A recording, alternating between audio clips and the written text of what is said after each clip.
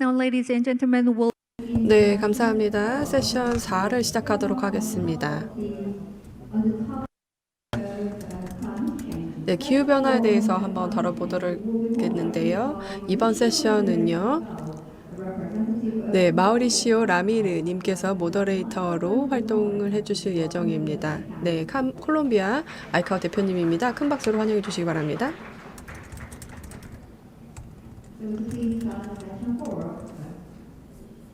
네, 세션 4 시작 부탁드립니다.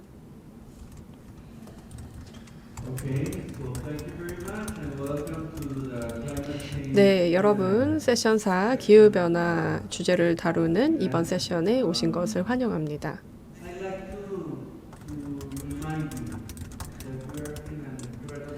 네, 지금까지 정말 훌륭한 그런 여정을 떠나왔고, 그리고 또 발표도 들어왔다고 생각합니다.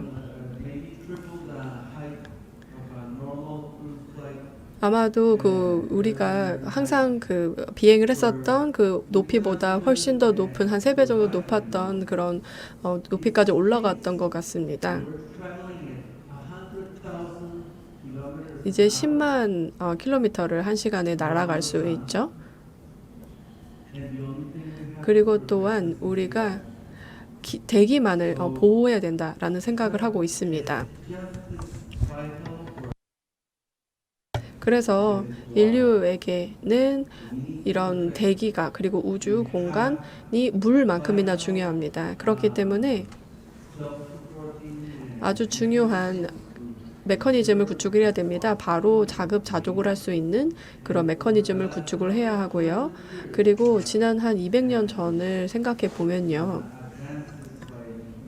인류가 계속해서 발전을 해왔는데 점점 더 우리 기후와 그리고 지구에 영향을 미쳤다고 생각을 합니다. 그래서 굉장히 놀랍다라고 생각을 하고요. 그리고 또한 지구에서 보았을 때 우리가 문제가 있다는 걸 너무나 잘 알 수가 있습니다. 그리고 또한 우리 모두 동의하는 것이 있습니다. 무언가 행동을 취해야 된다는 것이요. 그래서 우리가 꼭 수행해야 될 임무가 있습니다. 그렇지만 가끔은 언제 어떻게 해야 되는지에 대해서 동의하기 어려운 경우도 있습니다. 네, 그래서 아이카오에서도 이런 부분에 대해서도 다루었는데요. 우리가 우리의 일정에 대해서 동의를 해야만 하고, 그리고 또 몇 가지 정책에 대해서 합의를 이루어야만 우리가 확실하게 최소한 제대로 된 방향으로 이동을 할 수 있기 때문입니다. 그래서 아이카오의 사무국에서는 이런 점들을 굉장히 잘 해왔고, 그리고 또 너무 잘해왔기 때문에 충분히 박수를 받아야 된다고 생각합니다. 아이카오 전체의 이사회도 마찬가지입니다.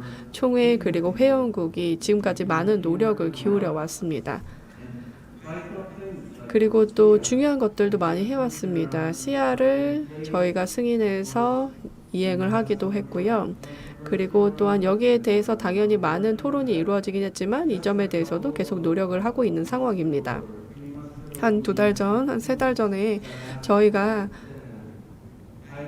마지막 아이템에 대해서 동의를 한 바가 있습니다.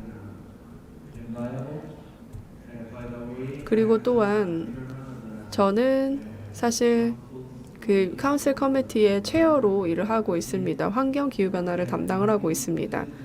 그리고 또 아주 부지런하게 계속 노력을 해왔거든요.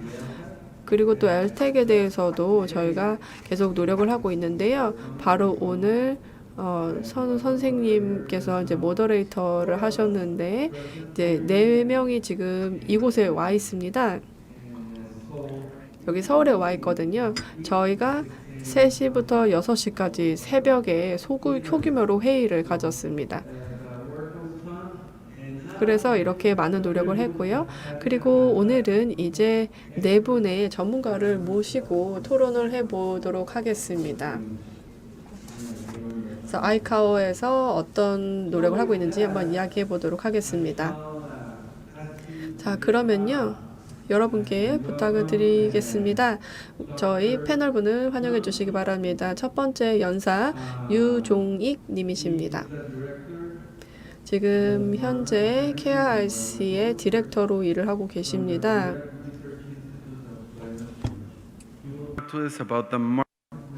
네, 유종익 그 한국기후변화연구원 에너지환경연구실장님을 모시고 파리협정 제6조 시장 메커니즘과 관련한 국제항공탄소 상세 감축 제도에 대해서 발표를 해주시겠습니다.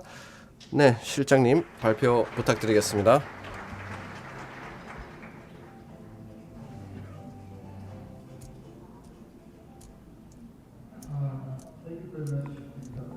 네, 좌장님 감사합니다. 소개 말씀 감사합니다. 네, ICAO 국제항공법률 컨퍼런스를 축하드립니다. 저도 여기 이 자리를 함께 할 수 있어서 기쁘고요. 발표할 수 있게 되어서 큰 영광을 느끼고 있습니다. 먼저 ICAO 그리고 한국 정부에게 감사드리겠습니다. 이 기후변화와 관련된 세션에서 발표할 수 있는 기회를 얻어서 감사하게 생각하고 있습니다. 이미 30년이 지났습니다. 기후변화 협약이 맺어진 지 30년이 지났고요. 기후변화 문제는 굉장히 빠르게 발전되어 왔습니다. 1995년 교토 의정사가 있었습니다. 선진국들은 이제 온실가스 감축 목표를 정했고요. 그리고 점점 모든 국가가 이제 온실가스 감축 목표를 가져야 한다라고 파리 협정에서 의결이 됐죠. 2015년이었습니다. 저도 기후 변화를 2007년부터 업무를 시작했습니다. 그때 이제 기후 변화 문제가 많이 발전되고 있던 상황이었습니다. 저는 이번 발표에서요. 파리 협정 제6조의 그 시장 메커니즘과 관련된 얘기를 나눌 겁니다. 이게 비교적 새로운 사안입니다. 그런데 코르시아의 이행과 관련된 부분들도 있기 때문에 특히 탄소 시장과 관련된 것이기 때문에 제가 발표를 할 겁니다. 특히 코르시아는 이제 탄소 배출권 상세 감축 제도인데요. 여기에 영향을 미치는 부분이 많기에 발표합니다. 제 발표 순서를 보시면 되겠습니다. 먼저 코르시아에 대해서 간단하게 설명할 겁니다. 업무 프로세스. 그래서 이 업무 프로세스 중에 국제 탄소 시장하고 어떤 상관관계가 있는지 어떻게 영향을 받을 것인지 코르시아가 말씀드리고요. 그 다음에 지속 가능한 이제 항공 연료에 대해서도 마지막에 말씀드리고자 합니다. 교토 의정서를 살펴보시게 되면요, 1995년도에 온실가스 감축 목표가 정해졌습니다. 그리고 항공산업, 그 다음에 해운업 같은 경우에도 IMO, ICAO에도 그 의무가 할당이 됐습니다. 그래서 ICAO는 CNG 2020을 설정했습니다. 그래서 37차 총회 2010년도에 설정을 했어요. CNG 2020 목표를 맞추기 위해서 다음과 같은 조치들이 개발됐습니다. 우선 항공기 기술을 통해서 감축하겠다. 이거는 항공기 제조사들에 해당되는 것이고요. 그 다음에 운영 효율성을 높이겠다. 뭐 예를 들어 노선을 최적화하거나 중량을 줄인다든지 이런 거는 이제 항공사들이 책임지는 부분이겠죠. 그리고 마지막 그 조치는요. 죄송합니다. 오른쪽에 있는 것은 그러나 그 감축 목표의 반밖에 해당되지 않습니다. 이 두 가지 조치를 통해서는요. 마지막은 SAF입니다. 이게 바이오 연료가 되겠습니다. 지속 가능한 항공 연료. 결국에는 온실가스 감축 목표를 달성하기 위해서는 이런 이제 바이오 연료라든지 지속 가능한 항공 연료가 필요하다는 것입니다. 우리가 이걸 줄여서 SAF라고 부르고 있습니다. 그런데 SAF는 아직까지 가격 경쟁력이 없습니다. 그렇기 때문에 온실가스 감축 목표를 달성하기 위해서는 이 세 가지 이제 조치 대응 방안이 있다고 말씀드렸는데요. 여기에서 이제 스타프가 중요한 역할을 차지하는데 굉장히 오래 걸릴 겁니다. 그렇기 때문에 이 세 가지 조치만으로는 부족하다는 것인데요. 그래서 콜시아 시장 메커니즘의 기반을 둔 콜시아를 도입하게 된 것입니다. 콜시아는요 다른 섹터에서 이제 뭐 사업 실적을 이제 인정받아 가지고 배출권을 이제 상쇄하겠다는 것입니다. 그래서 항공운송업의 어떤 이제 국제항공 탄소 상쇄 감축 제도인데요. 결국에는 이 배출권이 할당이 되고 이 국제 탄소 시장에서 그 배출권을 갖고 이것을 상쇄시켜 나가는 제도가 되겠습니다. 온실가스 감축 목표를 감축하는 프로젝트는 offset 프로젝트고요. 그것도 offset 크레딧 형태로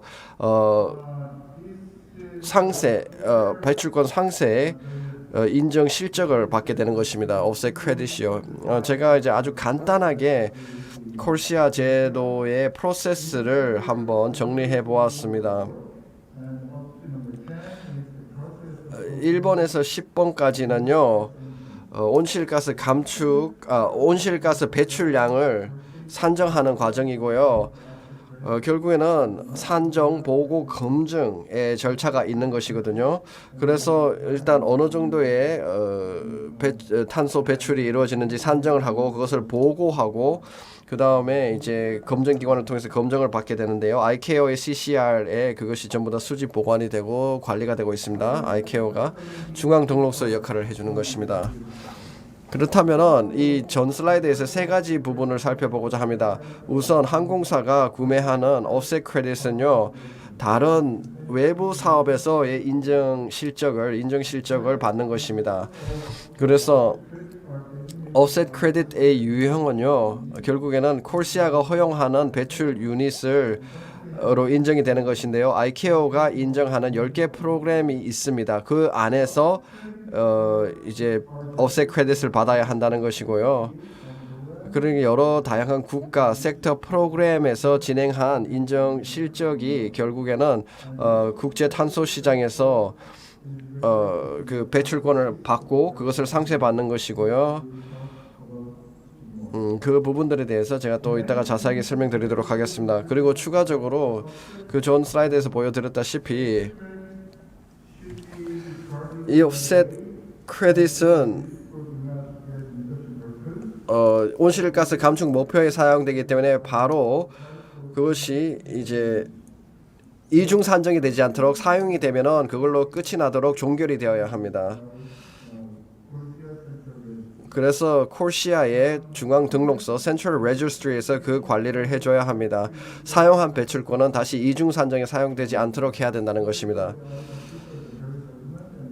네, 그래서 파리 협정 제6조를 살펴보면서 콜시아에 어떤 영향을 미치는지 살펴보도록 하겠습니다. 예를 들어 허용 가능한 배출권이라든지 검증기관, 그 다음에 중앙 등록소의 역할 이런 부분들을 살펴보고자 합니다. 파리 협정은 이렇게 살펴볼 수가 있습니다. 교토 의정서가 비교가 많이 됩니다. 모든 국가가 이제 교토 의정서는 선진국 개발 국가에만 해당이 됐다면은 이제 모든 국가가 감축 의무를 가지고 있다라고 파리 협정은 규정을 했습니다. NDC라고 있습니다. NDC는 Nationally Determined Contribution인데요. 결국에는 각국의 자발적 기여입니다. 2030년까지 국가 온실가스 감축 목표인데요.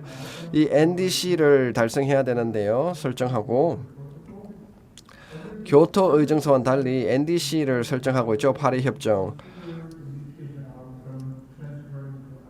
그래서 여기 NDC를 달성함에 있어서 가지고 배출권 이전이 허용이 됩니다.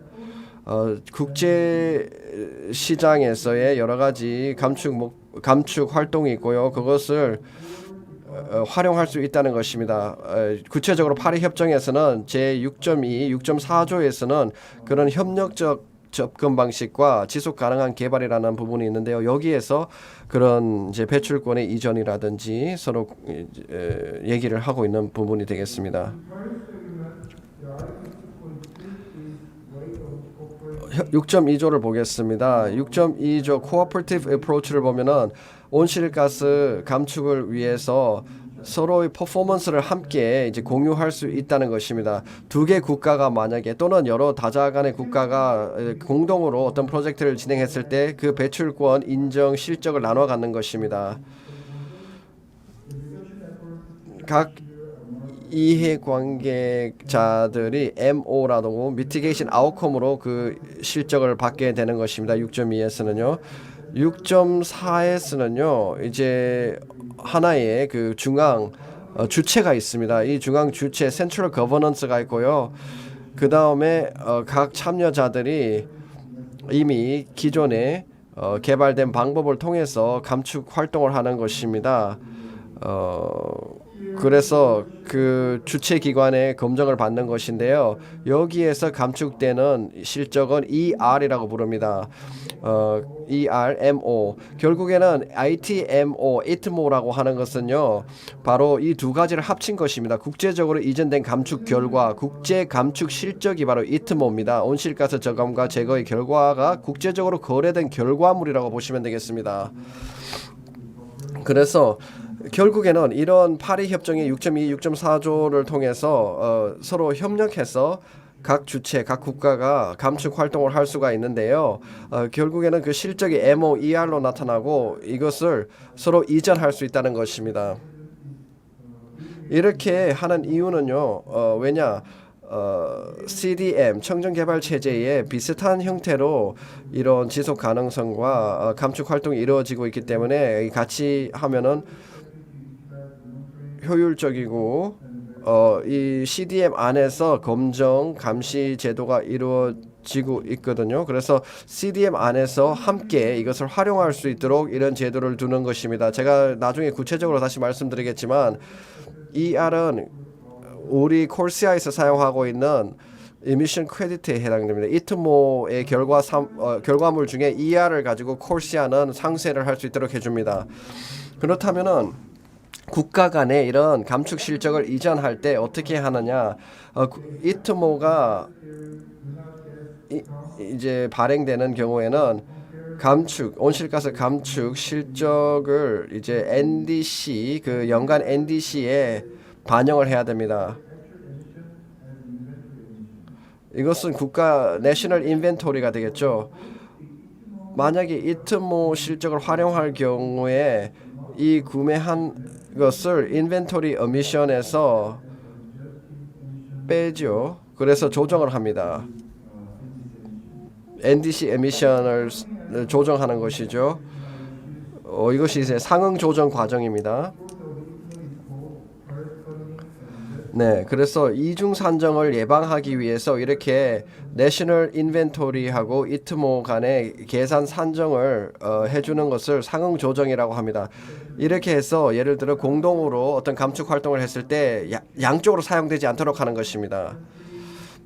이 감축 활동을 해서 결국엔 배출권을 발행한 국가 이것을 만약에 다른 국가에 이전을 해줬다면은 그 발행한 국가가 다시 사용 못하도록 하는 것입니다.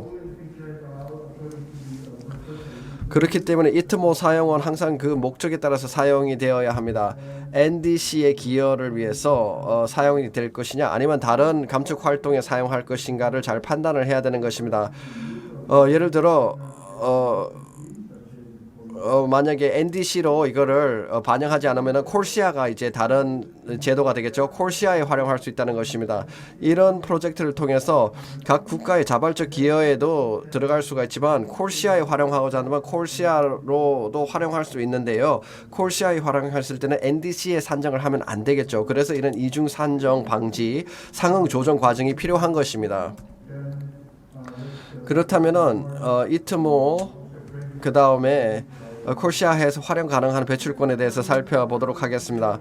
ICAO는 현재 구체적인 offset 프로그램을 규정을 두고 있죠. 그게 콜시아인데요. 여기에서 탄소 상쇄를 위한 배출권을 정해놓고 있습니다. 이 ICAO 웹사이트에 올라와 있습니다. 10가지 종류의 배출권을 허용하고 있습니다. 콜시아 제도 하에서요. 여기 이제 보실 수가 있는데요. 각각의 방법론을 통해서 이 배출권을 획득할 수 있게 되어 있습니다.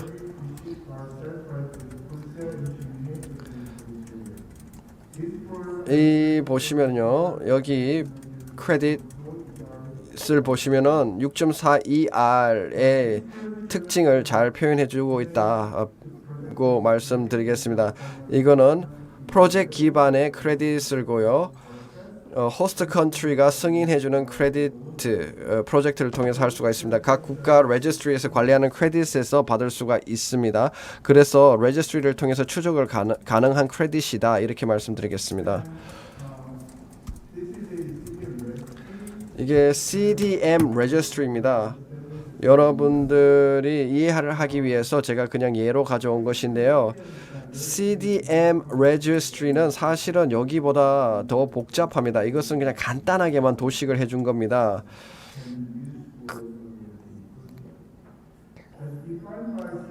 CDM에서 보시다시피 이제 일단 프로젝트 활동이 있고요.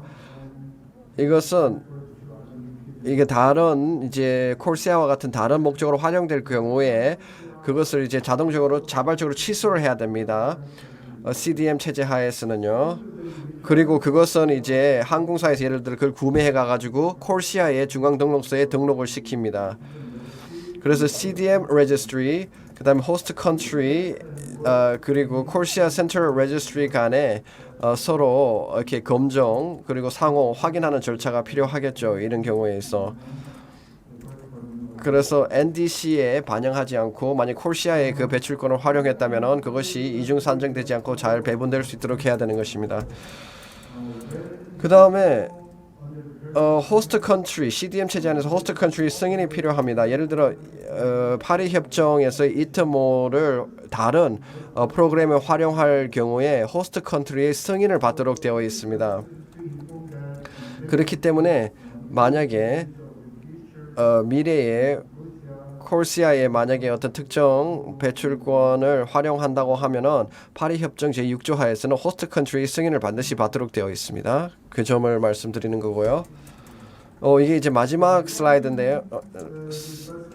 이제 거의 마지막으로 가고 있습니다. 이제 SAF에 대해서 말씀드리겠습니다. 지속 가능한 항공 연료에 대해서 우리가 생각해 볼 때는 좀 복잡한 면이 많습니다. 몇 가지를 정리해 볼 필요가 있습니다.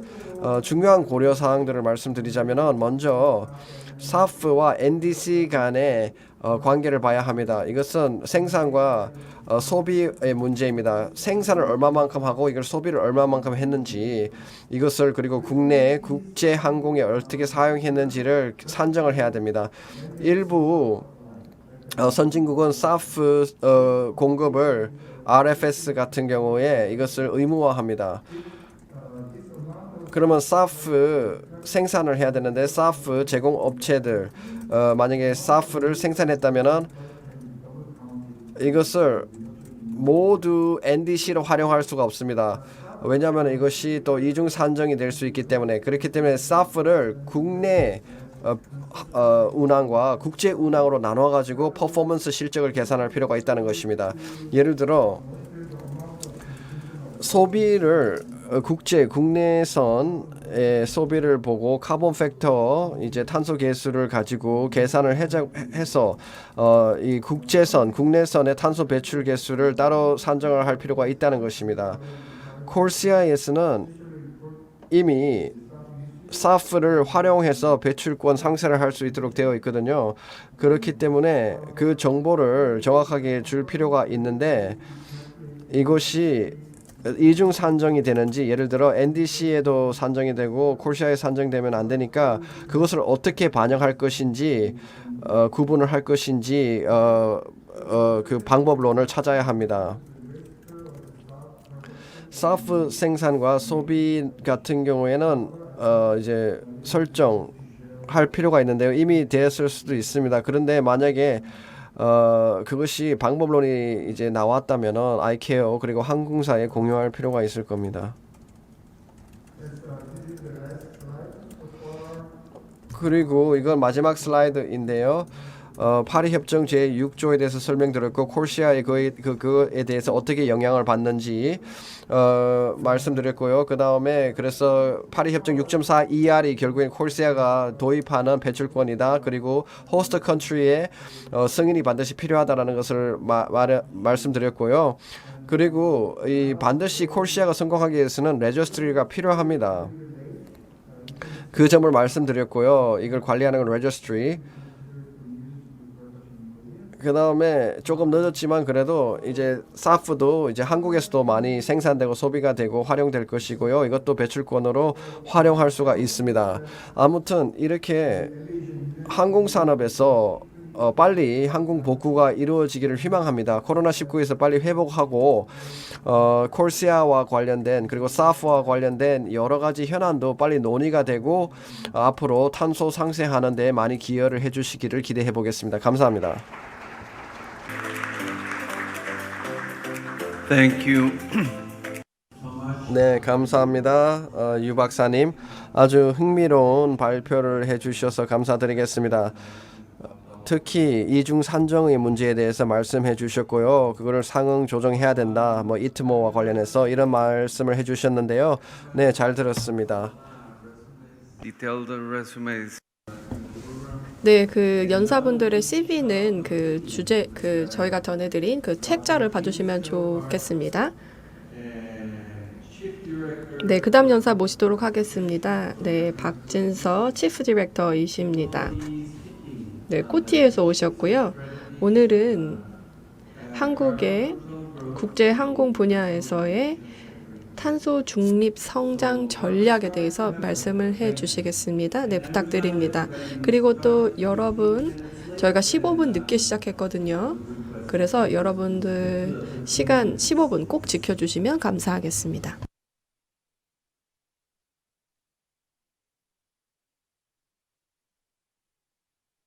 네, 감사합니다. 모더레이터님, 이렇게 친절하게 소개해 주셔서 감사합니다. 네, 여러분 안녕하십니까? 제 이름은 박진서입니다. 저는 코티에서 왔습니다. 네, 지금 현재 민간 항공을 담당하고 있습니다. 오늘 이 자리에서 여러분을 만나 뵙게 되어서 영광스럽게 생각합니다. 2022 아이카오 리걸 세미나에서 발표를 하게 되어 기쁘게 생각합니다. 오늘 여러분들께 몇 가지 이슈와 전략에 대해서 말씀을 드리겠습니다. 한국의 국제 민간 항공에서의 탄소 중립 성장에 대한 내용입니다. 오늘 여러분들께 한국의 기후 정책에 대해서 말씀을 드리겠습니다. 그리고 콜시아 대응 전략을 말씀을 드리고요. 그 다음으로 탄소 중립에 대한 이슈 다뤄보겠습니다. 그리고 마지막으로 어떻게 우리가 민간 항공에서 탄소 중립을 달성할 수 있을지 제안을 드리겠습니다. 네, 이 그래프를 보시면 왼쪽을 봐주시기 바랍니다. 교통수송 분야의 경우는 우리 국가의 온실가스 배출의 16.5%를 차지하고 있습니다. 그리고 여기 오른쪽에 파이 차트를 보시면 국제 항공 분야가 11.1%를 차지하고 있습니다.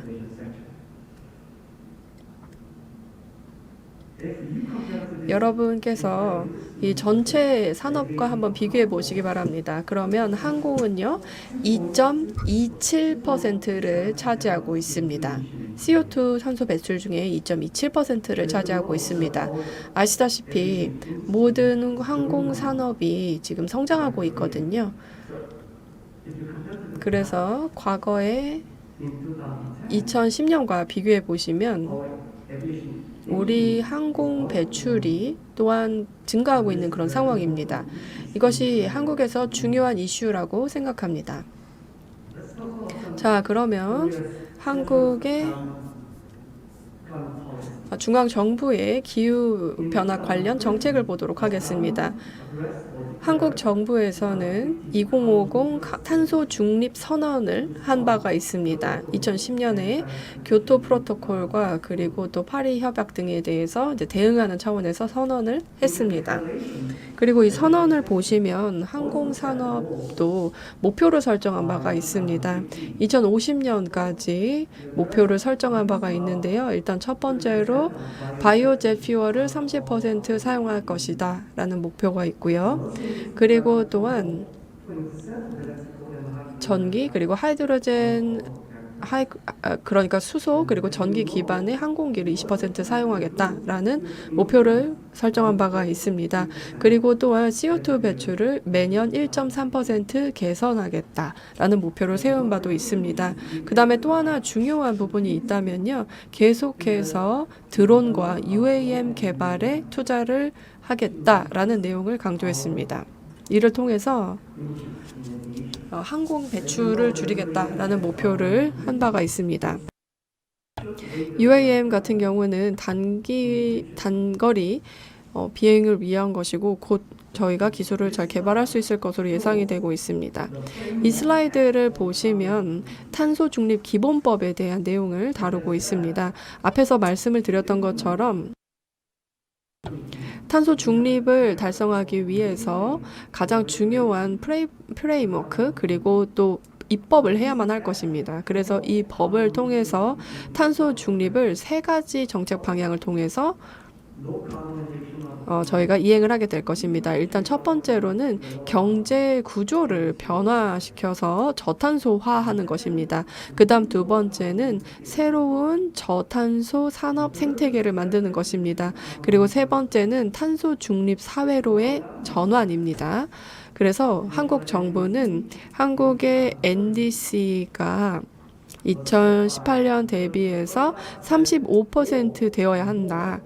혹은 그 이상이어야 된다라고 발표를 한 바가 있습니다. 그래서 굉장히 공격적인 목표라고 할 수가 있겠습니다.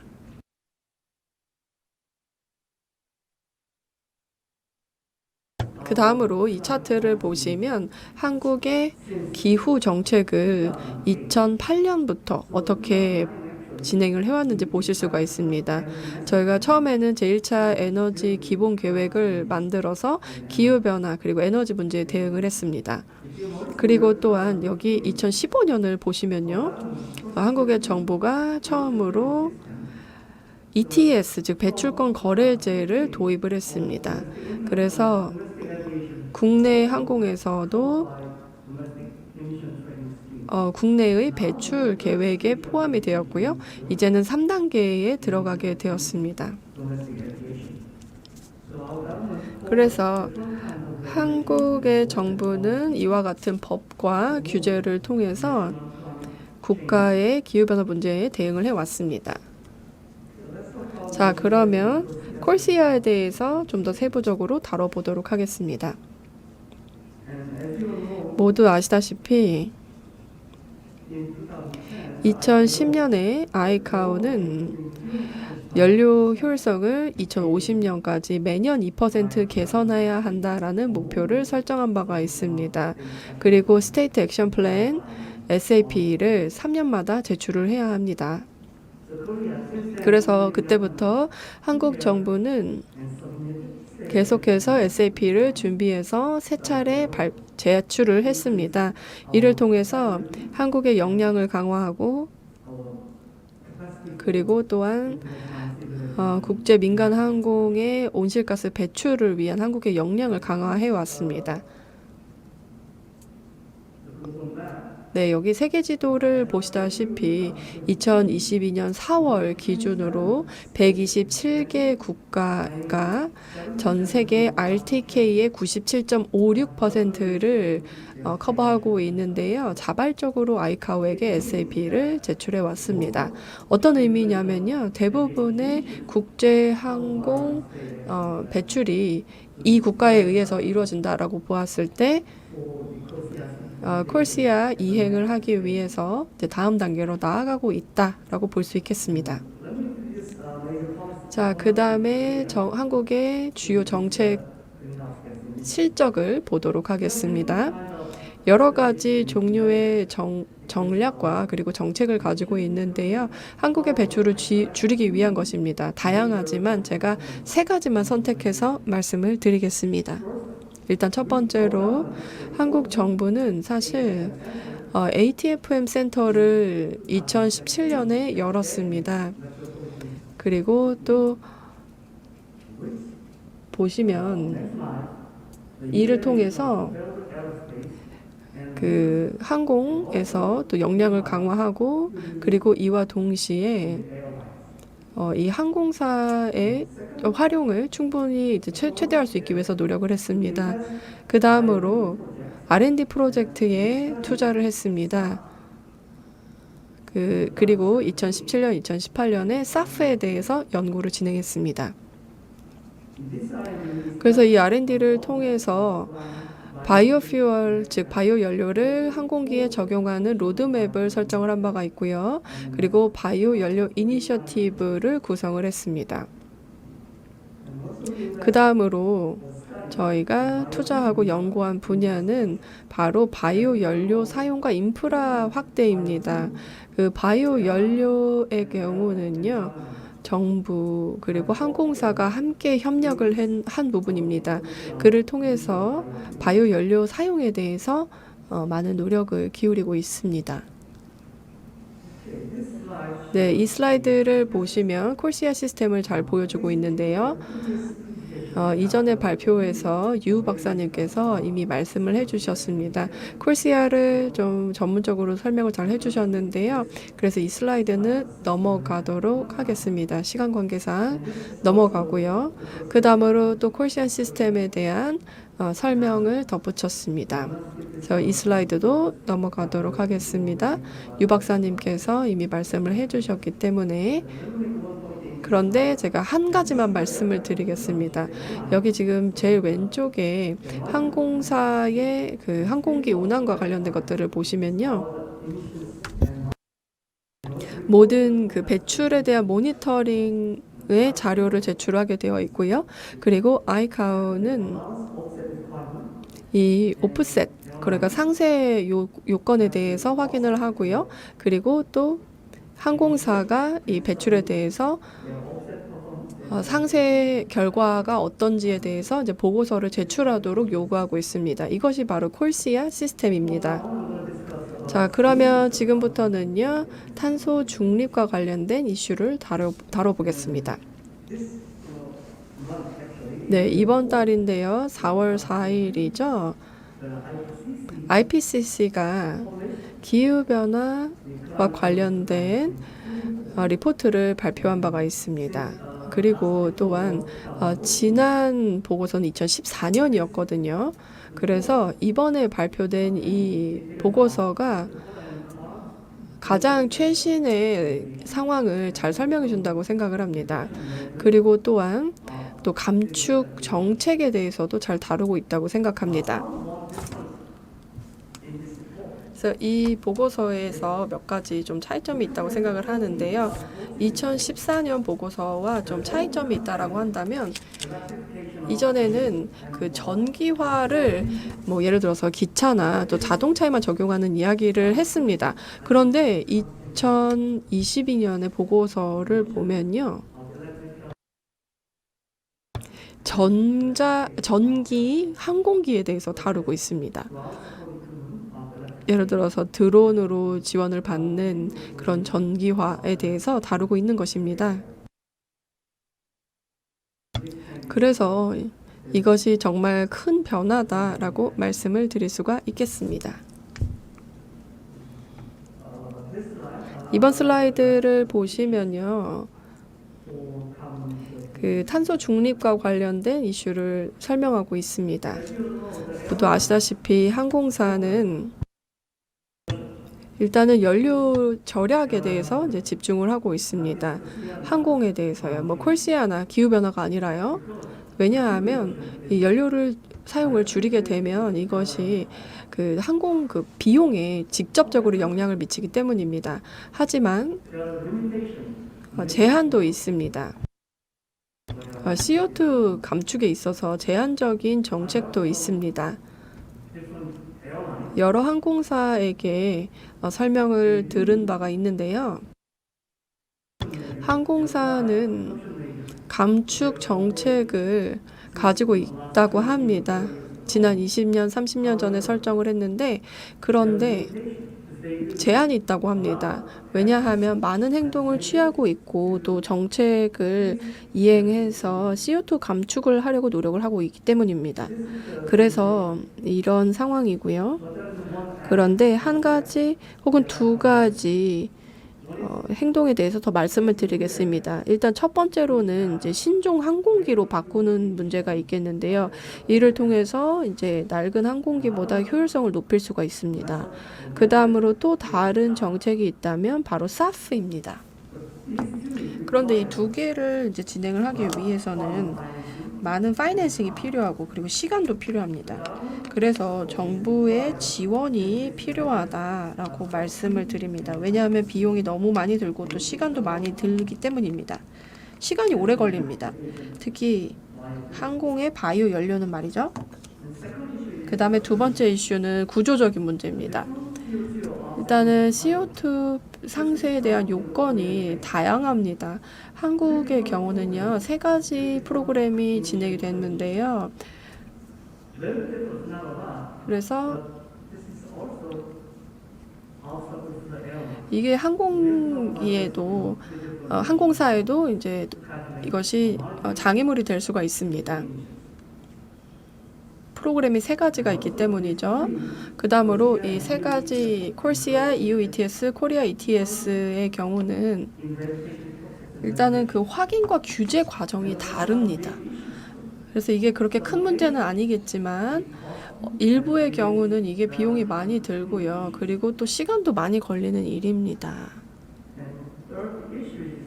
네, 그 다음에 세 번째 이슈는 비용입니다.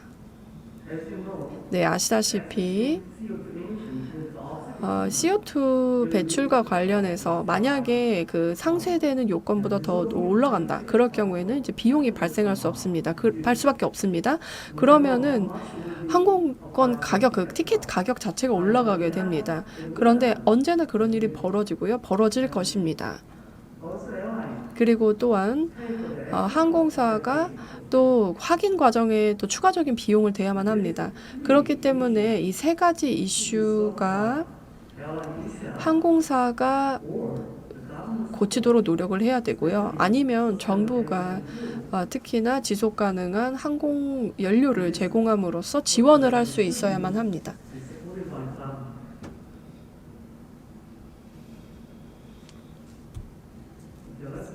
네, 그러면 탄소 중립 관련해서 제언을 하겠습니다. 일단 SAF 믹스 레이시오 중에서 이제 의무적인 기준부터 보겠습니다. 아시다시피 항공 분야는 SAF에 의존을 하고 있습니다.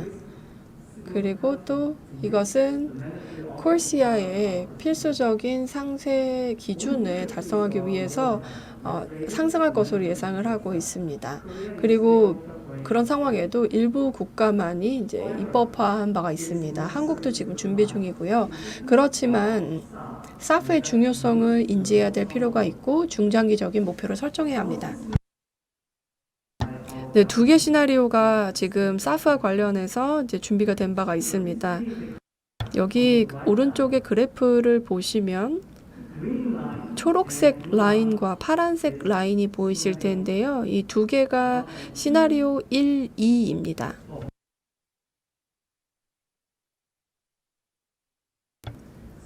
네, 의무적인 지속 가능한 연료 사용과 관련된 것인데요.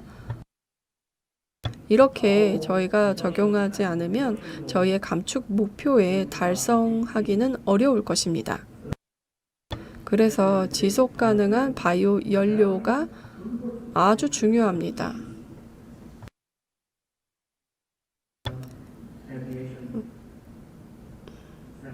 네, 국제 민간 항공 환경에서 말이죠. 그 다음에 또 하나 말씀을 드리고 싶은데요.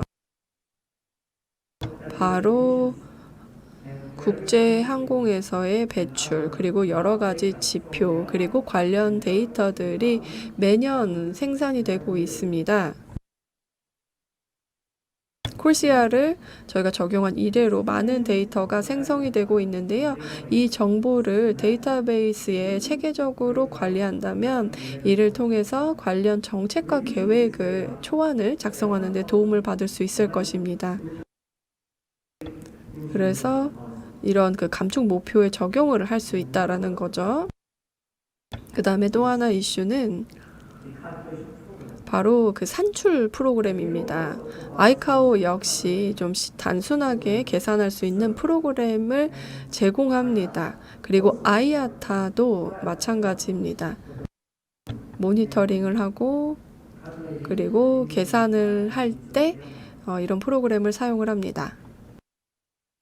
그런데 맞춤형 혹은 또 일반적으로 쓸 수 있는 칼큘레이션 프로그램을 갖춰야만 합니다.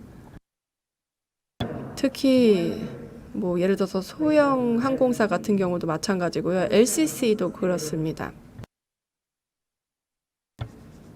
이런 콜시아에 대해서 대응을 할 수 있게끔 도와줘야 되는 거죠. 그런데 이제 소형 항공사 같은 경우에는 자원이 충분하지가 않습니다. 역량도 마찬가지고요. 그래서 아이카오와 정부 그리고 또 국가 정부가 이러한 감축을 개선할 수 있는 그 산출 프로그램을 지원해주고 있습니다.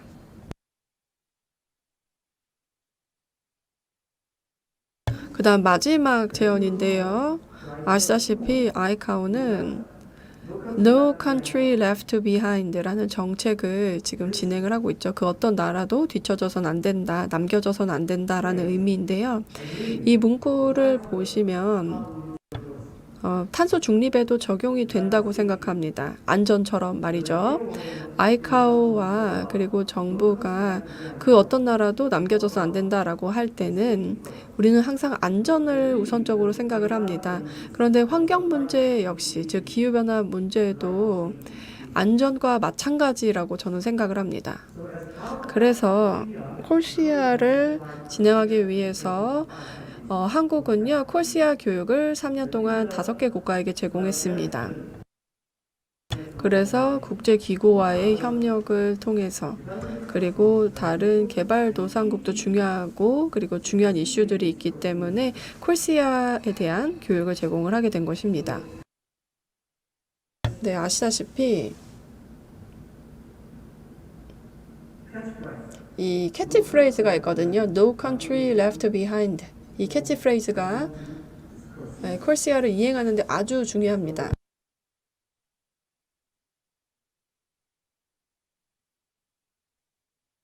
한국 정부가 아이카오와 협력해서 계속해서 적정한 수준의 이행이 가능하도록 투자를 진행해 주기를 기대하고 있습니다. 정보 공유뿐만 아니라 초록색, 그러니까 환경을 보호하는 그 지구를 만들기 위해서 노력을 했으면 합니다. 제 발표는 여기까지고요. 경청해 주셔서 감사합니다. 한국에서 안전하고 즐거운 시간 보내시길 바랍니다. 감사합니다. And thank you very much. 네, 감사합니다. 박 박사님, 그리고 아주 흥미로운 발표해 주셔서 감사합니다. 특히나 그 의무 이슈에 대해서 말씀해 주셨는데 그 점에 대해서 아주 동의합니다. 투자를 계속해서 이해관계자들, 그러니까 관심 있는 그들이 해야만 하는데요. 그런데 아직 그렇게 잘 되지 않는 경우도 있다고 생각을 합니다. 네, 발표 감사합니다.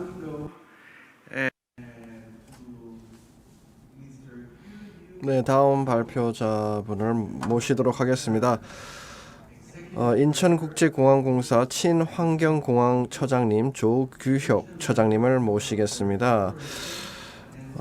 이번 발표는 인천국제공항의 녹색 뉴딜 전략, 특히 기후변화에 대응하는 차원에서 녹색 뉴딜 전략을 어떻게 전개하고 있는지에 대해서 발표해 주실 겁니다.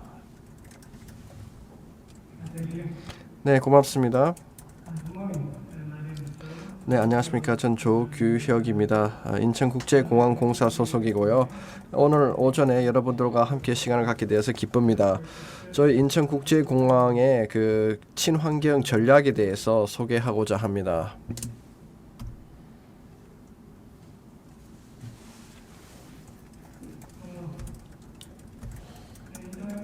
네, 인천국제공항은 지속적으로 확장을 해오고 있습니다. 2001년도에 개항을 했었죠.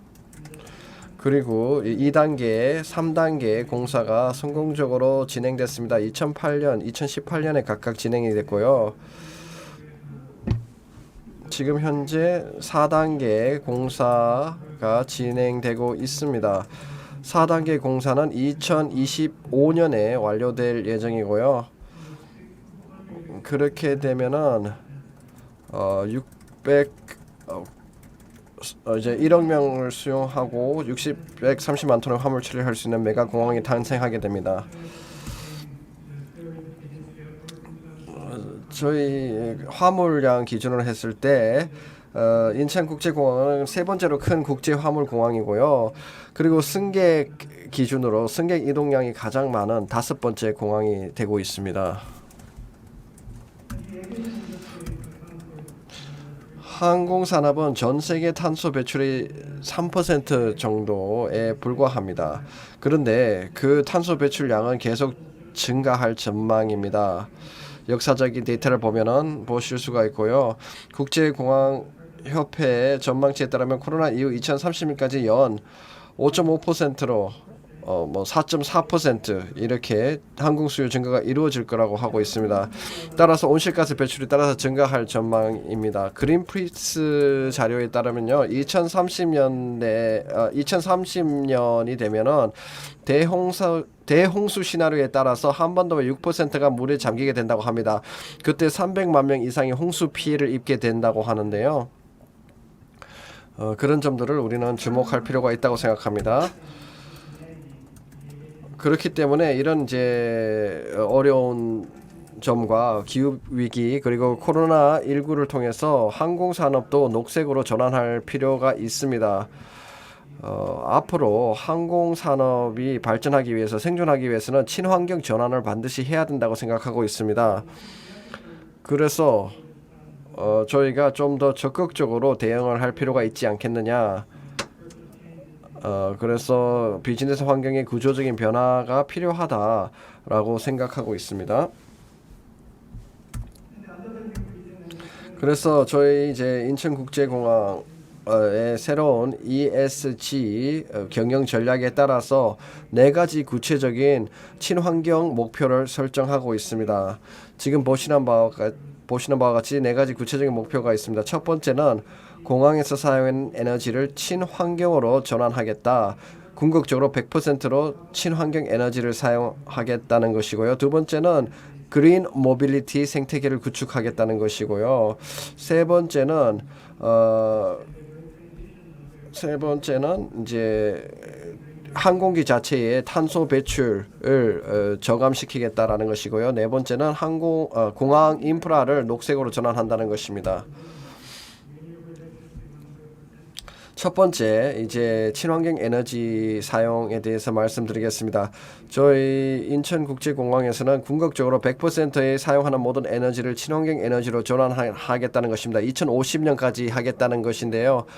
그런데 그게 이제 RE100입니다. RE100에서는 그렇게 이제 설정을 하고 있는데요. 저희는 오히려 인천공항에서는 10년 일찍 그걸 달성시키겠다라고 선언을 하고 있습니다. 그래서 에너지 자급자족 친환경 에너지를 2040년까지 하겠다라는 것입니다.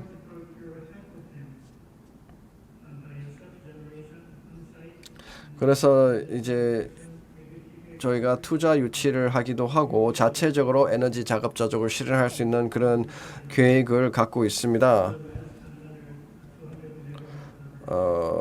그래서 18메가와트, 200메가와트 이렇게 해서 친환경 에너지를 2040년까지로 확대할 거고요. 그래서 탄소 중립공항 실현을 위해서 노력하고 있습니다. 그 다음에 공항의 27%의 탄소 배출은 뭐 승객의 차량이라든지 뭐 직원 차량, 공항 버스 이런 데서 많이 발생합니다. 그 다음에 지상 장비를 운영할 때 이런 데서도 많이 오고 있거든요. 특수 장비에서 탄소 배출이 많은데요. 그렇다 보니까 저희가 그린 모빌리티를 이제 신경 쓰고 있는 겁니다. 그래서 2025년까지 충전소를 확보하겠다. 1250kg의 하루 1250kg의 충전 인프라를 구축할 거고요.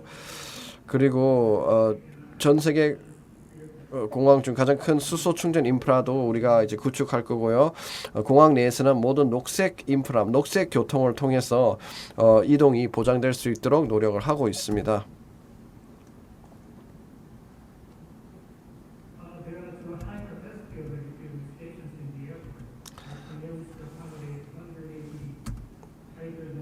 네, 수소 충전도 180대까지 가능할 수 있도록 차량 대수로 하루 180대를 충전할 수 있도록 할 것이고요. 전 세계 전 세계 공항 중에 가장 큰 수소 충전 인프라를 구축하고 있습니다. 그 다음에 지상 장비 업체들하고도 계약을 맺고 친환경 장비로 전환하도록 유도를 하고 있습니다. 그래서 2030년까지 친환경 장비로의 전환을 실현할 것이고요. 이런 전환 이니셔티브를 지원하기 위해서 저희는 인센티브를 제공하고 있습니다. 460개의 차저 충전소를 마련해서 이렇게 그 디젤 장비를 이제 전환시키는 그런 업체들을 지원할 예정입니다.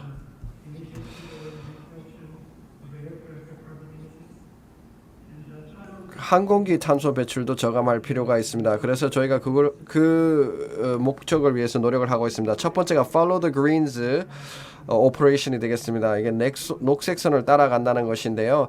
지상 이동 시 동선 유도 관리를 통해 연료 효율성을 최적화하겠다는 것입니다. 그래서 이렇게 지상에서 이동할 때 녹색 그러니까 40%까지 탄소 배출을 감축할 수 있다고 합니다. 지상 이동 시간을 38% 줄이고 탄소 배출도 역시 41% 감축한다는 것이고요. 그 다음에 저희가 연료 자체도 AC GPS 교체를 통해 온실가스 배출을 98% 줄일 수 있다고 합니다. 그래서 항공 연료 사용하지 않고 항공기에 전원을 제공하는 장비 이 AC GPS를 사용을 하면 그만큼 탄소 배출이 많이 저감되는데 이것을 2030년까지 추진하고 있습니다. 그래서 이런 두 가지를 지금 우리가 노력하고 있습니다. 지금 현재 한 80여 대가 있고요. 더 208 AC GPS를 더 교체해서 진행할 겁니다.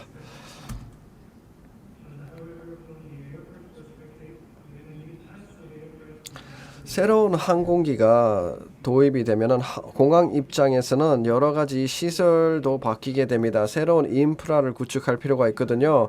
그래서 인천공항도 그 노력을 하고 있습니다. 이 새로운 수소 항공기를 도입하려고 노력하고 있고요. 대한항공, 에어버스, 기타 등등 파트너와 함께 워킹그룹을 형성해서 새로운 수소 허브 공항으로 패러다임 전환 준비를 하고 있습니다. 그래서 차세대 미래의 친환경 항공기를 수용할 수 있는 체제를 정비하고 있다는 것을 말씀드리겠습니다. 그 다음에 또 중요한 것은요, SAF의 사용이 되겠죠. 항공산업에서 미래에는 SAF 사용이 중요한 역할을 할 것입니다. 새로운 항공기를 개발하지 않고 또는 인프라도 새로 바꿀 필요 없이 아주 효율적으로 CO2 배출 저감을 할 수 있는 방법이 바로 SAF입니다. 지속 가능한 연료죠. 그래서 생명 주기 동안 CO2 배출의 80%를 줄일 수 있다고 합니다. 그래서 단기적인 큰 효과를 낼 수 있는 만큼 저희가 SAF에 대한 수요를 지속적으로 증가시켜 나가는 정책들이 필요하다고 생각합니다. 그래서 SAF는 중요한 변수가 될 수 있기 때문에 이 SAF 그리고 SAF 원재료를 계속해서 발굴하고 홍보하는 추진하는 전략을 취하고 있습니다. 그리고 SAF 사용을 통해 인천공항은 바이오포트 실현할 계획을 갖고 있습니다. 그러나 그보다 이제 정책, 기술 발전이 중요할 것입니다. 그리고 학계, 그 다음에 생산자들, 항공사, 기타 등등 규제 당국, 그리고 국제 기구들과의 협력이 중요할 것입니다. 서로의 노력을 통해서 사업 활용도를 모색해봐야 될 것입니다.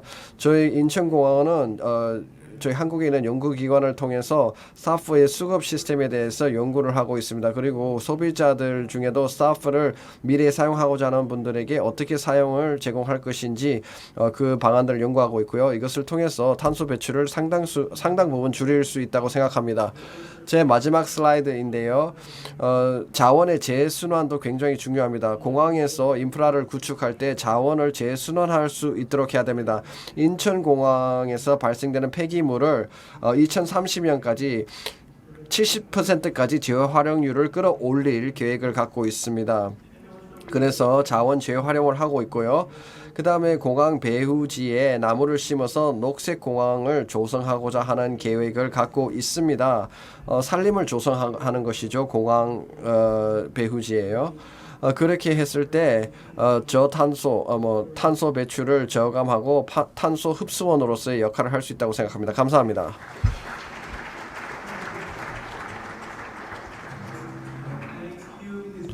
네, 감사합니다. 조교육 차장님 아주 훌륭한 발표를 해주셨습니다. 정말 그 인천국제공항에서 일어나고 있는 많은 혁신적인 사업 활동들을 소개해 주셨습니다. 녹색, Follow the Green Initiative라든지 그래서 지상 이동 시간을 줄일 뿐만 아니라 지상 이동 시 탄소 배출도 저감하고요. 그 다음에 수소 연료, 버스라든지 지상 장비의 친환경 연료라든지 이런 노력들이 정말 탄소 중립으로 가는 길이라고 생각합니다. 정말 2035년이 오면은 준비가 잘 되어 있을 거라고 생각합니다. 그때 되면은 많은 제조사들이 수소 항공기도 이제 개발하고 있는데 아마 인천공항은 준비가 되어 있을 거라고 생각합니다. 그렇다면은 지금 이제 다음은 귀도 하틀링의 발표가 있겠습니다. ETS verification group. 네, ETS 베리피케이션 그룹에서 참여를 해주실 텐데요. 콜시아를 통한 항공 배출 감축에 대해서 말씀을 해주시겠습니다. 네, 그러면 영상 함께 보도록 하겠습니다. A very warm welcome from me. 네, 감사합니다. 제 이름은 기도할림입니다. 앞으로 제가 15분 동안 여러분들께 말씀드릴 내용은요. 바로 항공산업에서 콜시아를 통해서 어떻게 감축을 이뤄내는지를 말씀을 드리도록 하겠습니다. 저는 독일 출신이고요.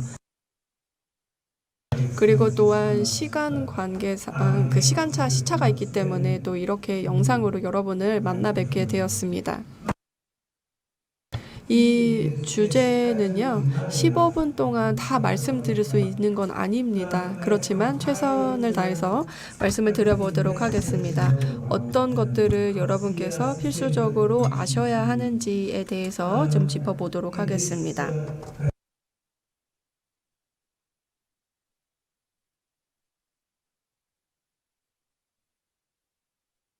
그리고 이제 회의 끝나면 여러분들께 이 강의를 또 전달해 드리도록 하겠습니다. 저희가 누군지에 대해서 일단 말씀을 드리고요. 그 다음에 사프 주제에 대해서 말씀을 드리겠습니다. 자, 그러면 다음 슬라이드로 넘어가서요. 저희가 누군지 소개해 드리겠습니다. 저희는 ETS를 확인을 하는 ETS 베리피케이션 그룹이라고 합니다. ISO 14065에 기반을 둔 확인 기관이고요. 그리고 또한 그 모든 항공사를 저희가 커버하고 있습니다. 이 웹사이트를 확인해 주시면 좋을 것 같습니다. 지금 여전히 저희가 감사 기관입니다. 그래서 2021 리포트를 만들고 있습니다. 자, 자, 그렇다면 저희가 어떻게 감사하는지를 보여드리도록 하겠습니다. 일단 저도 파일럿 출신이거든요. 그래서 이제 가끔은 이제 칵핏에서 이제 제가 운항을 하기도 하는데요. 보시면은 그 그러니까 전자 데이터를 저희가 활용을 합니다. 그래서 여기에서 저희가 그 연료와 관련된 정보도 당연히 볼 수가 있고요. 그리고 비행을 할 때마다 백오피스에서 데이터를 입력을 하게 됩니다. 그 배출과 관련된 보고서를 만들게 되고요. 그리고 또 저희가 이것을 완료를 하게 되면 저희에게 제출을 받고 그리고 또한 저희가 베리피케이션 리포트를 만들게 됩니다. 그래서 데이터가 확실한지 저희가 확인을 하게 되는 겁니다. 자, 그렇다면 이걸 어떻게 할까요? 일단 제가 말씀을 드렸던 것처럼 저희가 승인을 받은 확인 기관입니다. 그래서 여기 지금 보시면 ISO 인증을 받은 것을 보실 수가 있고요. 그리고 ICAO 다큐멘트에도 보면 저희가 베리피케이션 바디로 적혀 있습니다. 그래서 ETS Verification GmbH라고 지금 리스트가 되어 있는 것을 보실 수가 있을 것입니다. 그래서 일단 소개는 이 정도로 말씀을 드린 것 같고요. 그리고 바로 저희 주제로 넘어가도록 하겠습니다. 네, 일단은 아이디어는요. 콜시아에 대해서 이미 많은 말씀을 해주실 것 같아서 간단하게만 말씀을 드리겠습니다. 콜시아는 유일한 것은 아니지만 가장 종합적인 항공 분야에서 사용할 수 있는 탄소 상쇄 그리고 감축 계획이라고 생각해 주시면 되겠습니다. 그리고 또한 탄소 중립 성장을 이루는 것이 목표입니다. 아시다시피 여기 그래프를 보시면 항공 활동과 수요가 계속해서 성장하고 있습니다. 특히나 코로나19 이후에는 더 그렇죠. 그래서 아이카오에서도 말을 한 바가 있지만 우리는 계속해서 배출을 감축을 해야만 합니다. 2020년 레벨을 보시면 감축을 해야 되는 목표를 확인하실 수가 있을 것입니다. 그래서 저희가 이제 2019년 평균, 2020년 평균을 넘어서는 안 될 것이고요. 그리고 2020년에는 사실 그 항공 운항이 거의 되지 않았죠. 팬데믹 때문에. 그리고 2019년의 경우는 베이스라인입니다. 그래서 이제 그 탄소 중립 성장을 위한 베이스라인이라고 봐주시면 될 것 같아요. 그리고 또한 교통 수송량이 점점 늘어나는 것을 보실 수가 있습니다. 네, 여기 지금 오른쪽에 보시면 여러 가지 정책이 바구니에 담겨 있는 모습을 보실 수가 있는데요. 여기 지금 보시면 콜시아도 있고 그리고 사프도 있습니다. 그래서 세계 시장에서 메커니즘을 여러 가지를 보유하고 있는데 그 배출 거래 계획과 비슷하거나 혹은 또 새로운 그런 방법이라고 생각해 주시면 되겠습니다. 그리고 또한 기술적인 개선이 필요하기도 할 것입니다. 예를 들어서 그 연료 효율적인 엔진이 필요하거나 그리고 또 운항 자체에 대해서도 운항 과정이 계속해서 개선이 되어야 할 것입니다. 항공기도 그렇고 또 공항도 마찬가지입니다. 그리고 또한 SAF 즉 사프 시스템 이니셔티브도 있습니다.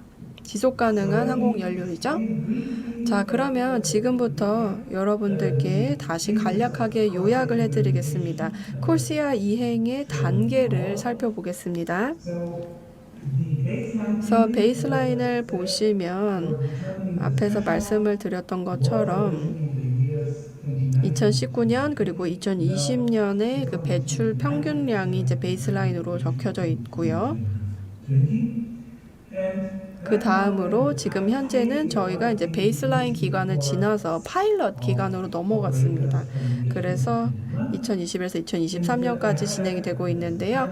여기서 진행을 하게 되고 그 다음에는 1차 단계, 2차 단계로 넘어가게 될 겁니다.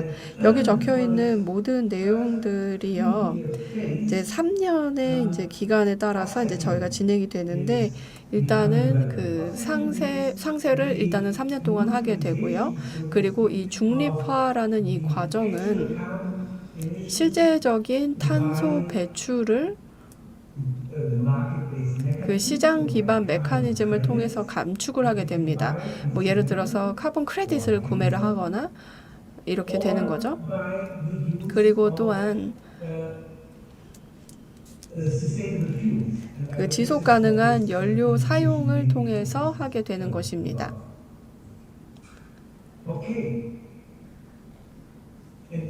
네, 그리고 가장 중요한 슬라이드를 보여드리고 있습니다. 여기 슬라이드를 보시면 실제 콜시아 리포트의 화면을 보고 계십니다. 항공사가 제출해야 되는 보고서이고요. 그리고 또 저희가 이런 리포트를 보게 되는데 모니터링, 리포팅 앤 베리피케이션 리포트라고 합니다.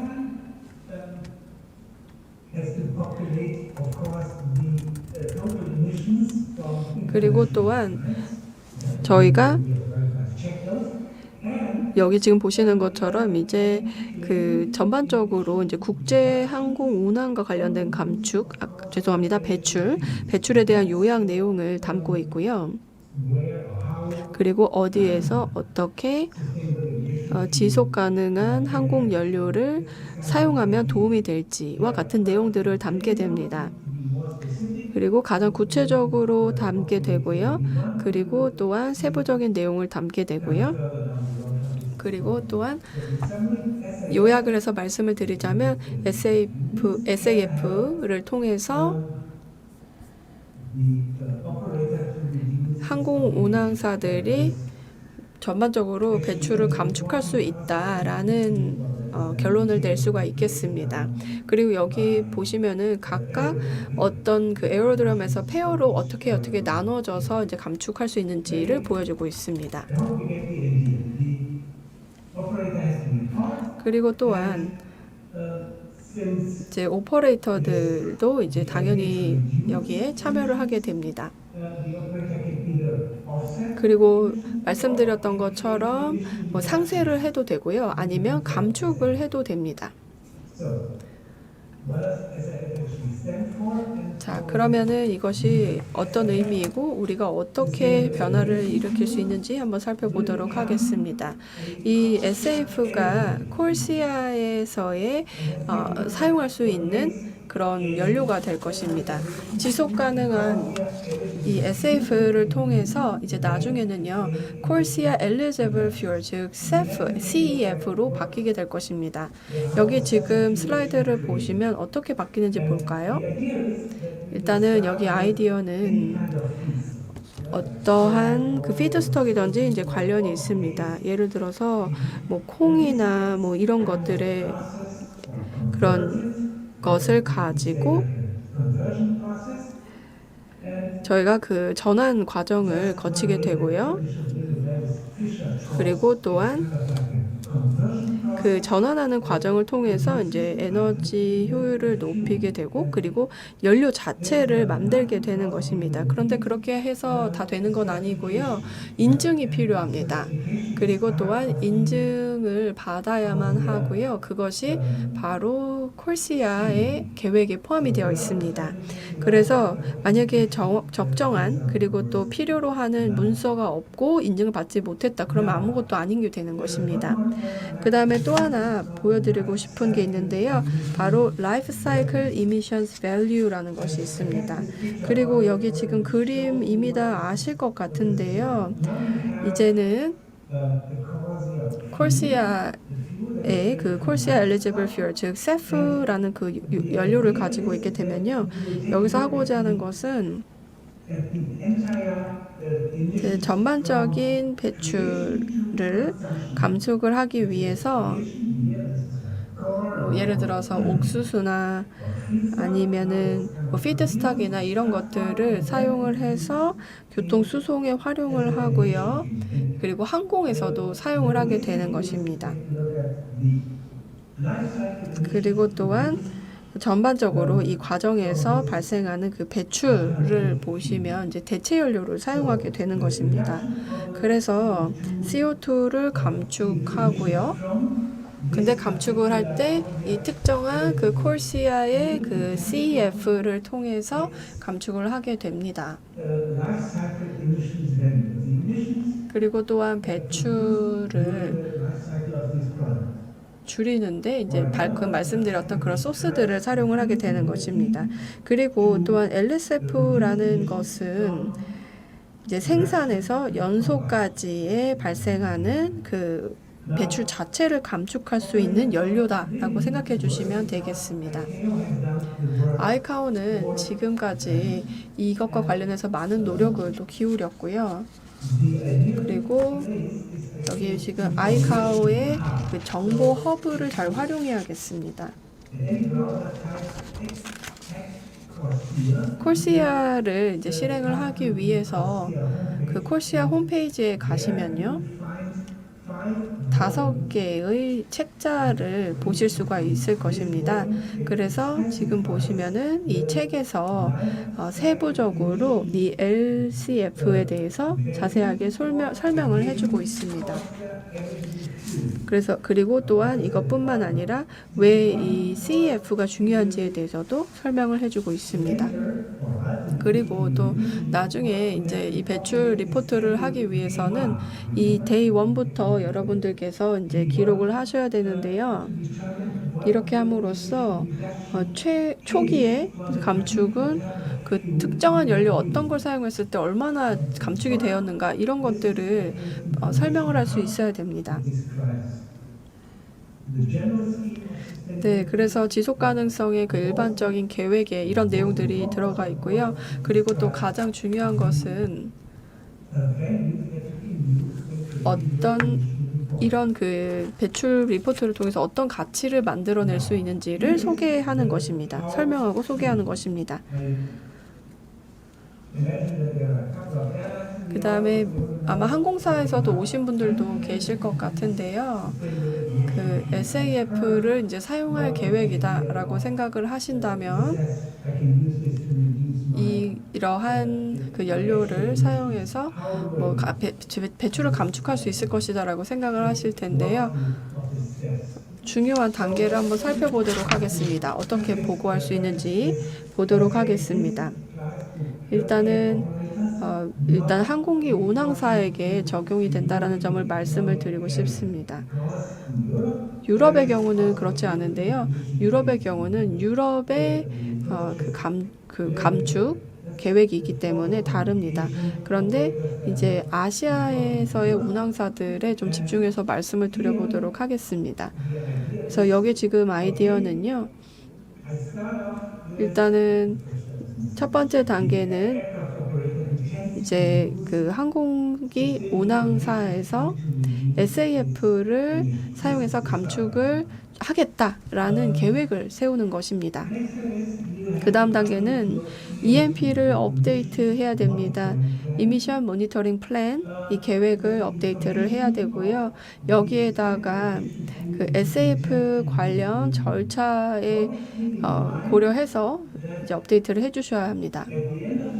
그리고 또한 나중에 이제 보고서를 작성을 하실 때 그때 이제 얼만큼 어떻게 감축이 되었다라고 설명을 하실 수가 있겠습니다.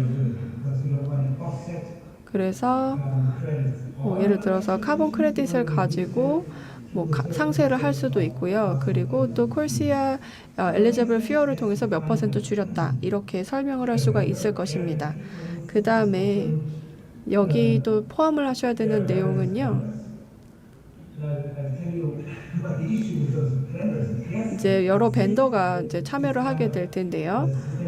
그 SAF를 다루는 그런 벤더도 있을 것이고요.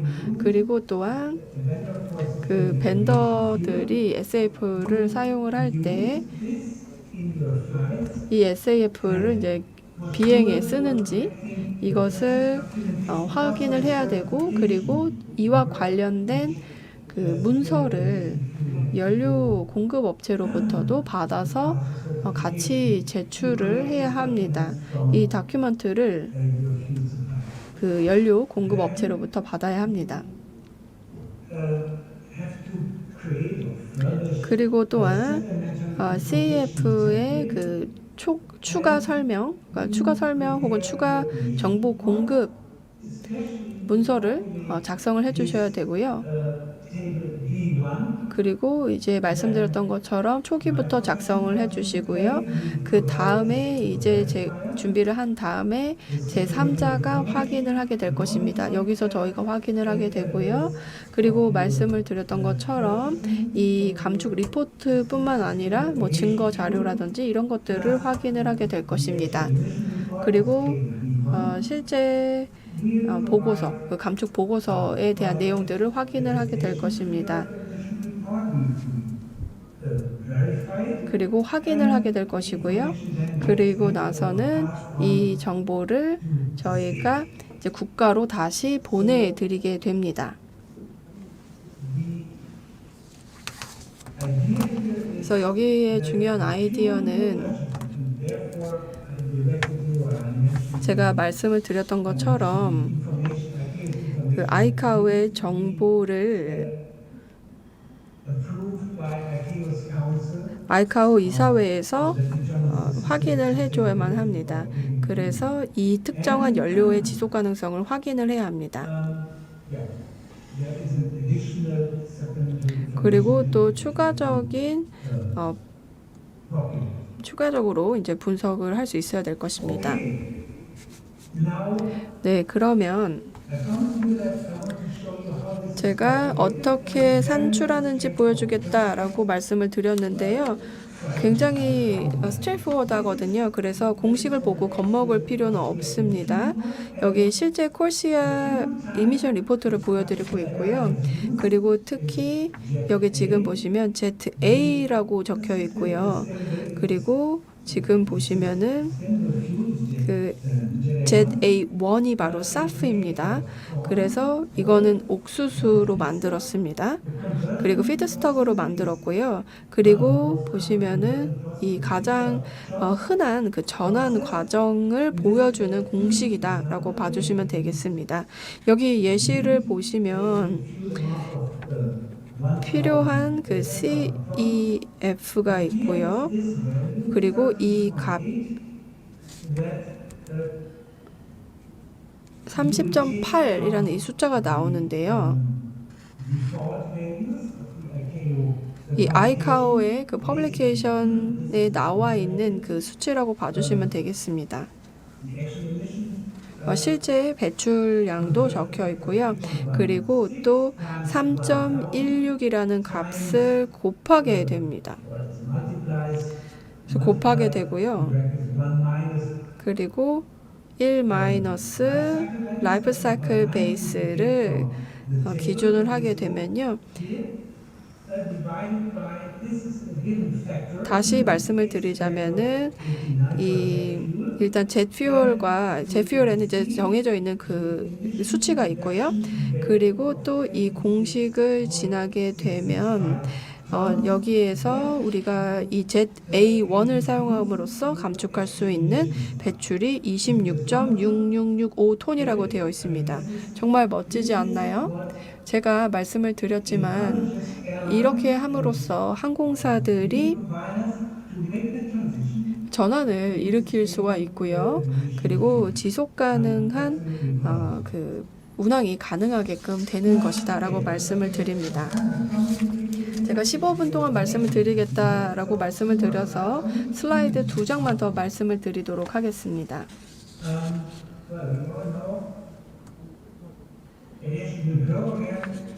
다시 항공은 빠르게 회복할 것으로 예상이 되고 있습니다. 그리고 성장할 것으로 예상이 되고 있습니다. 그리고 환경적인 영향이 심각하게 발생되지는 않을 것입니다. 이런 과정에서.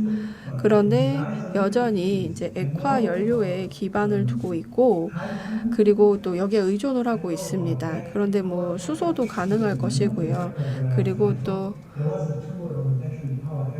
뭐 배터리로 뭐 구동하는 그런 공항에도 가본 적이 있는데요.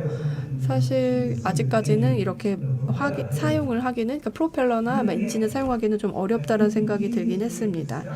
그런데 이 SAF를 사용하는 것이 아마도 최상의 툴로서 우리가 탈탄소화로 향할 수 있는 그 길이 아닐까라는 생각이 듭니다. 자, 어떻게 행동을 취해야 될까? 일단 첫 번째로 항공사의 경우는 SAF의 사용을 고려를 해봐야 합니다. 바로 지금 고려를 해야만 합니다.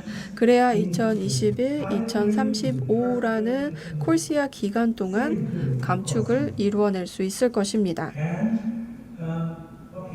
네, 그리고 또 EU의 경우는 EU만의 ETS 계획이 있다고 말씀을 드렸거든요.